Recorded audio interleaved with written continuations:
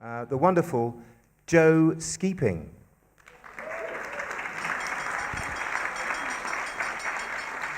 If you're feeling peckish, refreshments are available. Meat pies, meat and tater pies, steak and kidney pies, cheese and onion pies, peas on the saucer.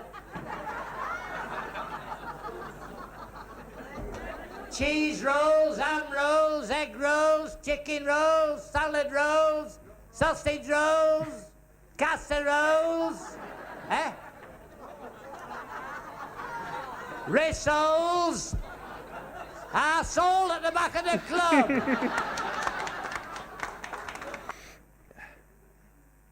Great. Well, thanks everybody for coming out this evening, and thanks to our two fantastic speakers earlier. I am going to talk to you this evening about, as I'm sure you've already guessed, rational recreation, the history of the Working Man's Club. And this is something that I have spent kind of time thinking about and studying and teaching about as a history teacher. I think some of what I'll say will sort of overlap with the first talk we heard this evening. I'm going to start, though, with a little quote from the Yorkshire Post from 2013. It goes like this. At one time, life was very simple. When men finished work, they would call in at their club, have a few pints, chat to their mates, and perhaps enjoy a game of dominoes. That was the era of sheepskin coats, Kevin Keegan perms, and the days when working men's clubs enjoyed an unrivaled hold on the fabric of industrial life. And I think the video that we've just watched and that quote gives us a set of quite familiar stereotypes. Some of you might have seen Wheel Tappers and Shunters Social Club, the 1970s TV show. Obviously, Peter Kay's Phoenix Nights depicts a kind of similar world, but slightly more recently. And it's, to us, I think it presents this kind of timeless world, frozen in aspic, of dubious entertainment, raucous, sometimes confrontational audiences, lots of cigarettes, cheap food, cheap beer, and presided over by an officious, self-important club chairman, in this case played by Colin Crompton. But it's also, I think, a time now, like particularly even this week, it's a really interesting time to talk about working men, because all of a sudden, this is something that politicians are really interested in. So, of course, we have the American tariff policy intended to boost US manufacturing, which has got this idealized image of good working class jobs in the Rust Belt, for example. And in the UK, we've just had the government recall its MPs to vote to save British steel. So there's been a kind of shift in discourse recently, which has been really interesting to me. About 10 years ago, the way working class people were talked about in the press was in this very dismissive and patronizing way. They were talked about as kind of chavs. And now we have this very idealized vision of who the working class are and the jobs they do. And I think what I want to do with this talk is to try and kind of challenge both of those kind of very simplistic ideas. And in particular, I think, a lot of the way we talk about working class people and working class culture is limited to work. And a lot of this whole kind of discourse that we have at the moment, it's as if the only way that elites can praise working class people safely is when they are busy at the lathe, down the mine, or in the construction site. But when the work is over, we're back to sort of a kind of language of contempt. And there's still plenty of suspicion and anxiety about working class recreation in the 21st century. So I want to talk to you today about the kind of anxieties that led to the emergence of the Working Men's Club in the 19th century and how those clubs went on to transform 20th and 21st century culture. They grew out of a harsh industrial landscape, workers on the production line or in primary industries looking for places of recreation and sociability. They faced barriers from middle-class moralists, government legislation, and elite condemnation, but they succeeded in creating a social phenomenon that has had a huge influence on British culture for the past 160 years. And of course, just those images on the screen will give you a little sense of kind of some of the ways in which the club has kind of, the Working Men's Club has kind of shaped the modern world or modern Britain. I'm not here to redeem the reputation of Bernard Manning necessarily, but it is kind of, you know, there is a kind of obviously a culture of comedy, of entertainment. The Batley Variety Club is probably the most famous of these. So there are lots and lots of stories that I guess people might be familiar with, but I kind of want to, hopefully I'm going to do something slightly different, which is to take it back and say, well, where did this kind of come from? So before I get to all of that, I want to know, how many people here have been to a Working Men's Club? Hopefully quite a lot. Yeah, brilliant. There's obviously like quite a few in Hastings and Bexhill and Eastbourne. The guy who drove me here in the taxi was talking to me about one of the working men's clubs in Eastbourne. And yet I think, of course, when we're thinking about working men's clubs now, they perhaps, they obviously are a sort of, to some extent, not quite a relic, but they're obviously, they're perhaps, we might talk of them as almost sort of past their heyday to some extent. So I want us to think about kind of what was that world, that world that was so dominant actually in working class culture about 100 years ago. And I want to do that away from the idea of this kind of nostalgia. So this book is something that I'd really recommend if people are interested in the topic. This is Pete Brown's Clubland. It's a really accessible book, and it gives you a lot of really interesting insight into this world. But I hope this is going to work. And yeah, hit play. Before I go there, hopefully you've all started to feel nice and comfortable, but now I'm going to make you uncomfortable again. So we're going to listen to our Prime Minister, and we're going to talk about class. Oh, is that going to work? No. Let's see, hang on. No. If it doesn't work, it doesn't work. Describe yourself as working class. Sakir, define working class. No, working class is families that work for their living, earn their money through going out to work every day, not through other Not means. middle classes do that? Well, working class families have the ordinary hope to get on in life. I mean, this has been Don't a story middle of classes have that Yeah, as of course well? they do. Of course they do. So what's But the I was- distinction? People will say to me, "Well, look here. You've come a long way. Yeah. You're, Yeah, but you went how to you've state got-" school. Yeah, but that is the ordinary hope of the working class, which is to have a decent education, to get a decent, secure job, to get a car, to get have a nice holiday, to have a Isn't that house. the middle class too, Sakir? Everything. I can't take any more. I'm sorry, I can't. I've watched that so many times now, and I can't get to the end. I have a very low cringe tolerance threshold. It's actually worth thinking about why it's so difficult for Keir Starmer to answer a question on class. And I think actually there is a sort of serious answer actually, which is that to some extent modern political discourse does kind of depend on the idea of a classless society. So talking about kind of like class conflict, for example, is just not really possible in certain ways for a contemporary politician. And so the result of that is we've kind of reached a point where we obscure a lot of these social and economic distinctions that actually, of course, do shape the world we live in now. So I think that's why kind of going back into history in search of the kind of the origins of organisations like the Working Men's Club can be really fruitful. So to do that, I want us to actually answer a slightly different question from the one that's on the slide here. So when we think about class now, we often think about all the things that are on the slide there, and lots of you will be able to kind of draw out certain things that you might associate as being working class or middle class. And I think that's why it's almost not a very useful question, and we're better off asking the question, well, where did the working class emerge from? And it's important here to say, again, we might think, well, is the answer just forever? The working class has always kind of existed. But actually, if we think about it as the industrial working class, we're really talking about some quite important shifts in economic history. And so the first of those is enclosures. So you have a situation of kind of people working outside on the land and so on, and that being the agricultural production being the dominant form of economic organisation. And then we're moving into the Industrial Revolution, where people are now being brought into factories in large numbers. People are being driven off the land. They can't, occupy the land that they've lived on for centuries because they're being that land has been enclosed by landlords. They're driven into the cities. They go and work in factories to do mechanised mass production, and we're into something then very distinctive. So what is distinctive about the urban working class in the industrial age? Well, crucially, discipline. So all of a sudden you go from an environment where your working hours are kind of constructed according to the season. You to some extent shape your own working hours, and they're much more leisurely in a sense. You can also leisure can also take place around the working day. In a factory, you obviously have to be in at a certain time and you have to leave at a certain time. You have mechanised production lines, you have slum housing around the factories, you have leisure time separated from work and very long days, and therefore kind of the amount of time available for leisure is very small. And as a result of that, you get a kind of increasing anxiety, potentially about what the working class are doing with any free time that they have. So we're going to just quickly think about, well, what are the kinds of things that working class people try to do as forms of sociability in this period? So you might recognise on the screen there, I don't know if anyone can tell me what the image is on the left. I don't know if anyone knows. We had a reference to this in the first talk, actually, kind of. So this is a gin palace, and this was a kind of terror of the 19th century. So the gin palaces, you can see these huge kind of gas lamps outside. They were almost believed to be kind of like luring working class people into a kind of world of sin. You obviously also have the world of the public house.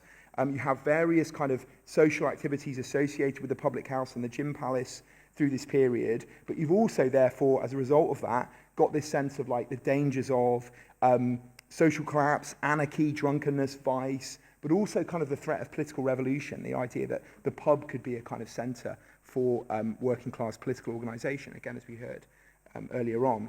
So, of course, we therefore have a sort of a strong kind of state response to this.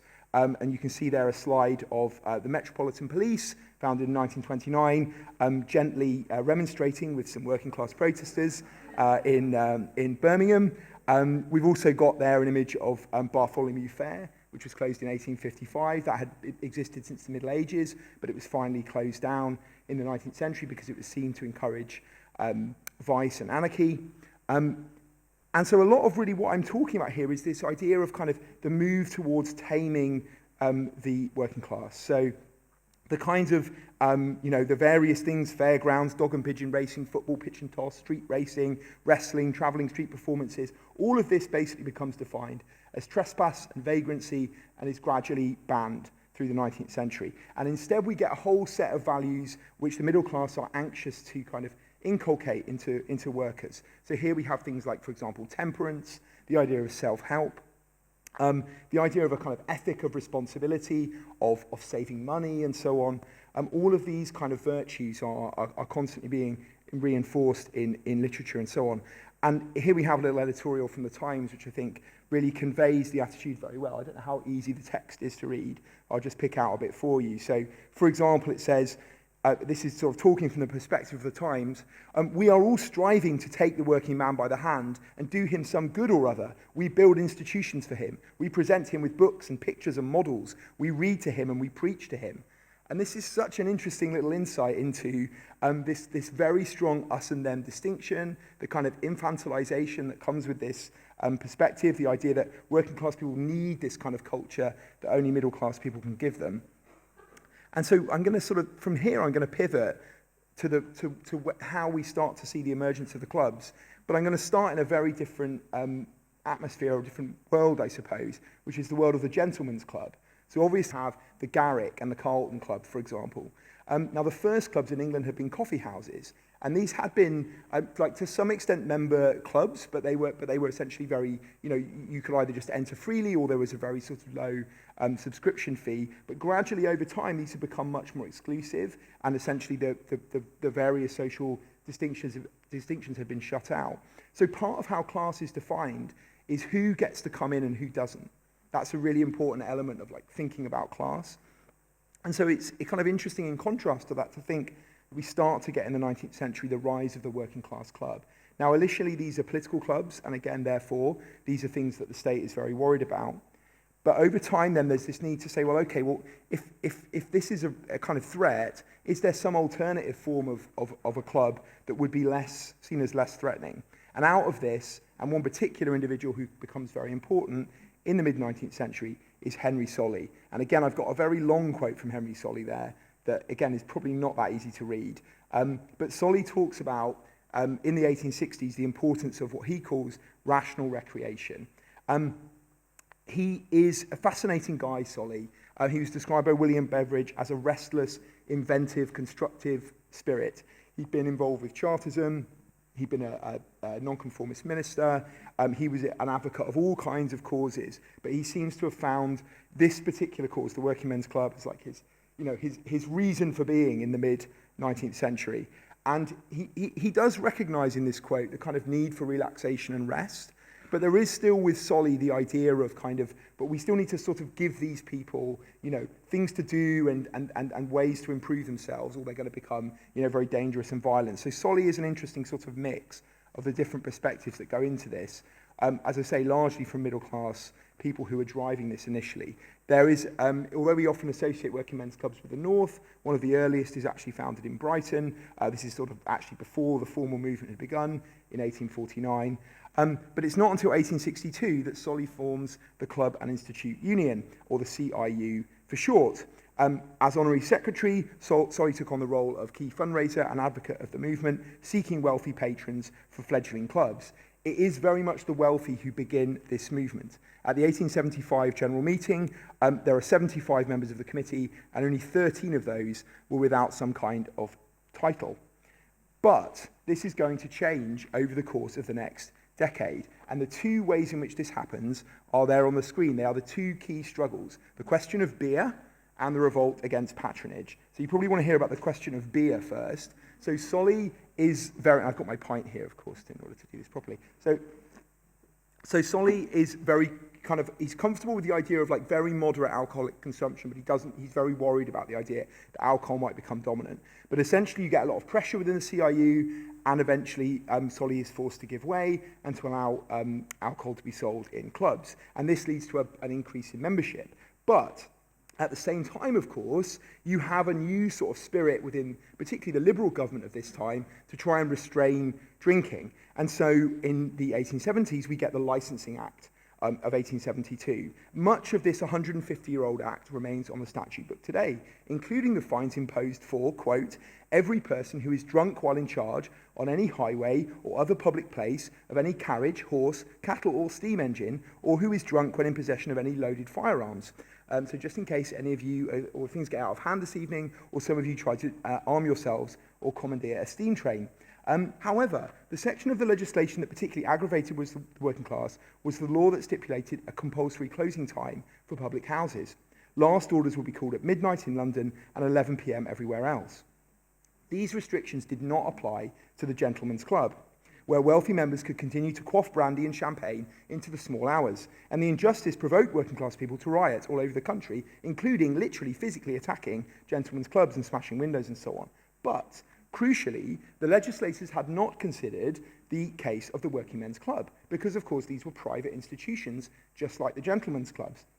And so very quickly it was realised working men's clubs could continue to operate late into the night, ignoring and flouting the Licensing Act, and this eventually ends up in a legal victory. Gladstone later complains when he loses the election of 1874, we were borne down in a torrent of gin and beer. This torrent may well have destroyed Gladstone's government, but it invigorated the working men's club movement. The second key battle on the slide there is over the autonomy of individual clubs. As you start to get these clubs achieving a more secure financial footing, as you get more, people coming in and drinking beer and so on, and socialising, you start to have these clubs becoming financially viable. And within these clubs, there then becomes a movement to remove the wealthy patrons who have founded them, because they're very often kind of limiting the activities that can take place within the club.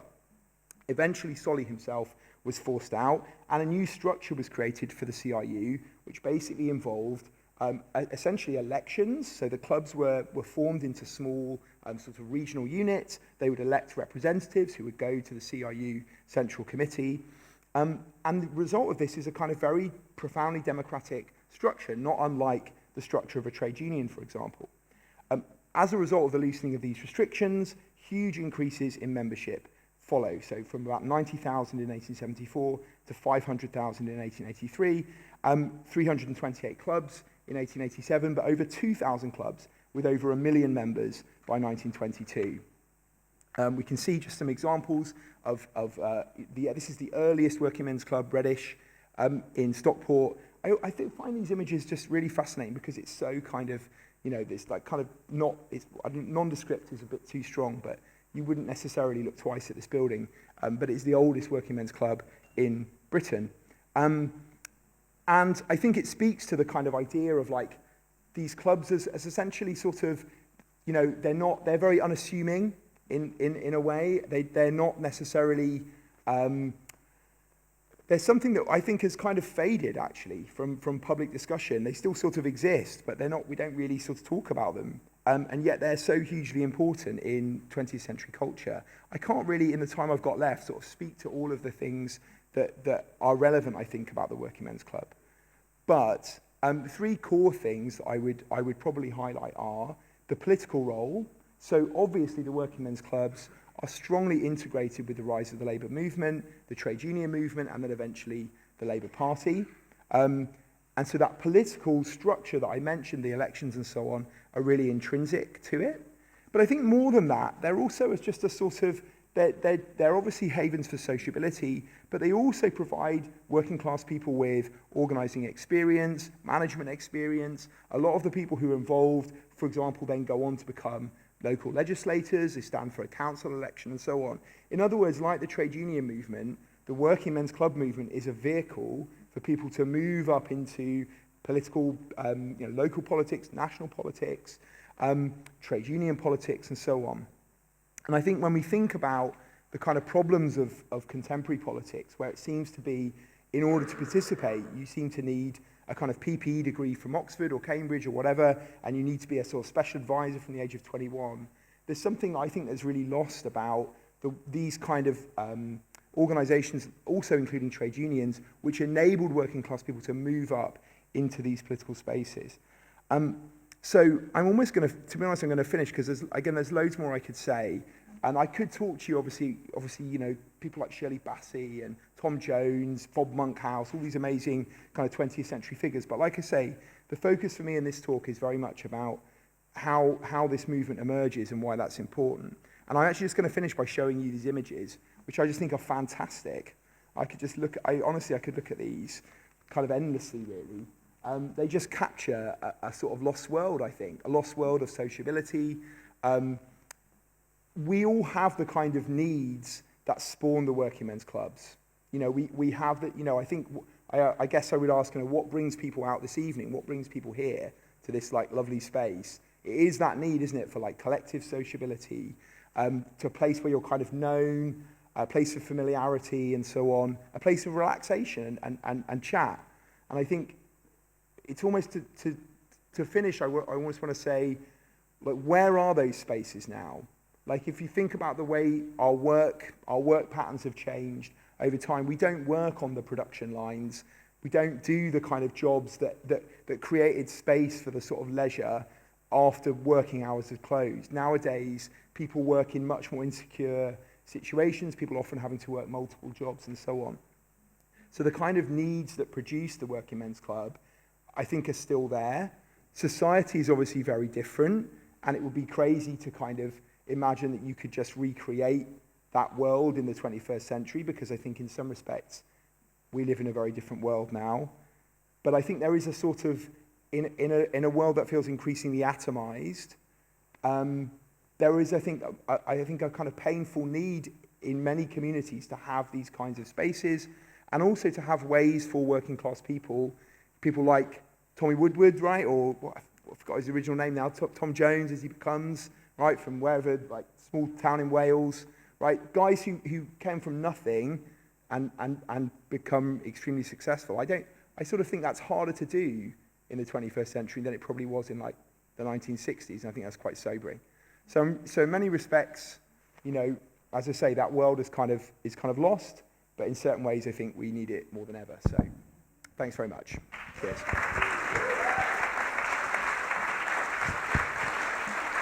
Joe Skeaping. Thank you very much, Joe.